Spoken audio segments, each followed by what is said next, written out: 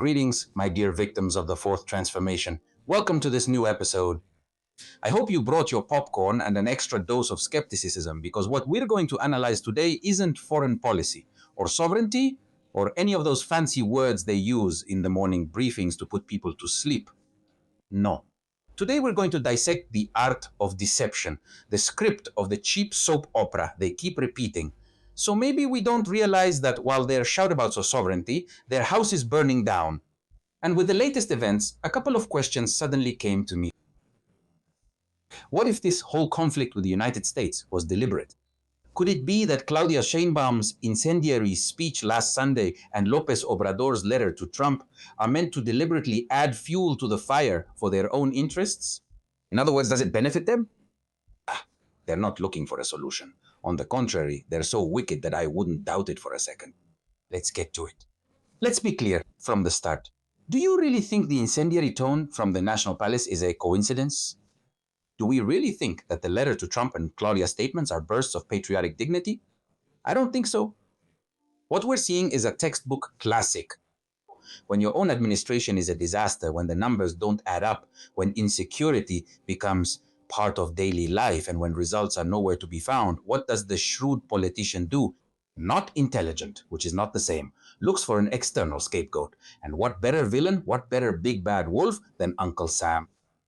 The anti-American, anti-gringo, or anti-Yankee rhetoric is the cheapest and most effective tool in the toolbox of any would-be dictator or old-school populist. Inflation is the blockade or imperialist sanctions. Insecurity is the American gun trafficking or the conspiracy of intelligence agency. It is a strategy of total responsibility extension. If they fail, it's not because they're inept. It's not because their economic policies are misguided, nor because the system has gotten out of their control. No, it's because Washington doesn't let them govern. It's the classic I wanted to, but the evil empire didn't let me. A perfect narrative for an electorate that prefers an imaginary culprit over admitting they voted for a mirage.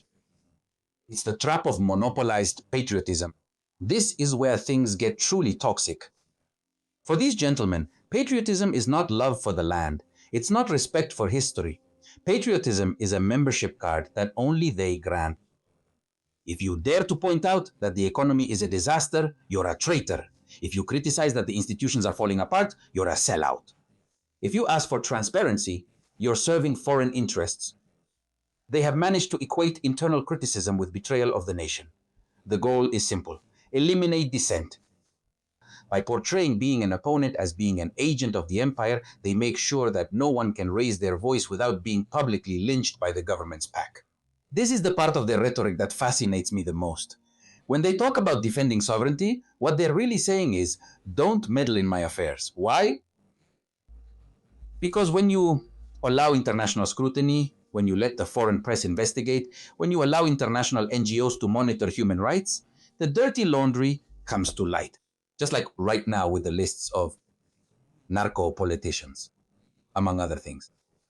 Sovereignty becomes a medieval wall behind which corruption, the dismantling of democratic checks and balances, and the militarization of the state are hidden. If you complain, they shout foreign interference. It's the ultimate distraction maneuver. And instead of fixing the country, they hide what they're doing as they dismantle it from within. They're right about one thing, though. Latin America has been historically trampled, and no one denies it. US interventionism isn't a myth, it's a historical fact. But you know what's the most cynical part?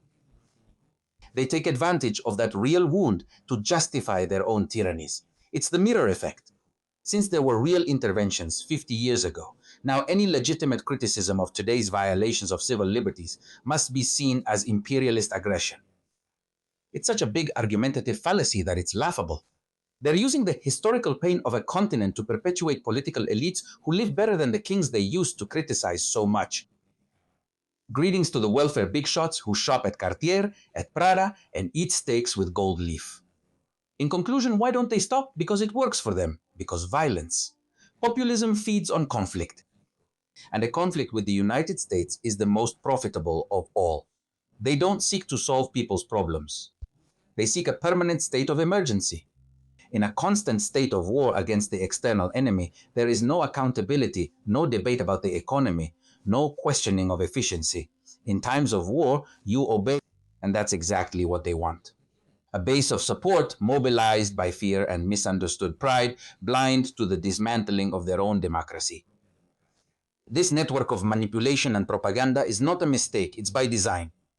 While they entertain us with the tale of Yankee imperialism, they weave their own network of control, much more silent and, interestingly, much more imperialistic. You're not witnessing a fight for freedom, you're seeing a marketing strategy designed to keep you from noticing who's putting the chains on you. Nothing new under the sun, but it seems we still need to be reminded every time someone tries to sell us recycled speeches.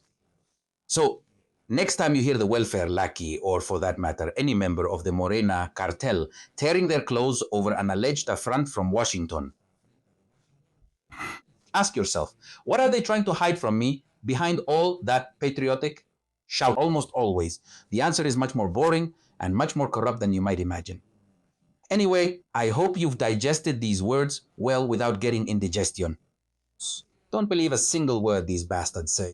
Keep your eyes open and your mind sharp, because in this shadow theater that is politics, what matters least is what they say, and what matters most is what they hide behind the curtain. Remember that you can make your donations via PayPal. You can find the relevant information in the comment section. Thanks to you. This channel is still active. It's very important to subscribe, so hit subscribe and turn on the bell to get notifications every time there's new content. Thank you.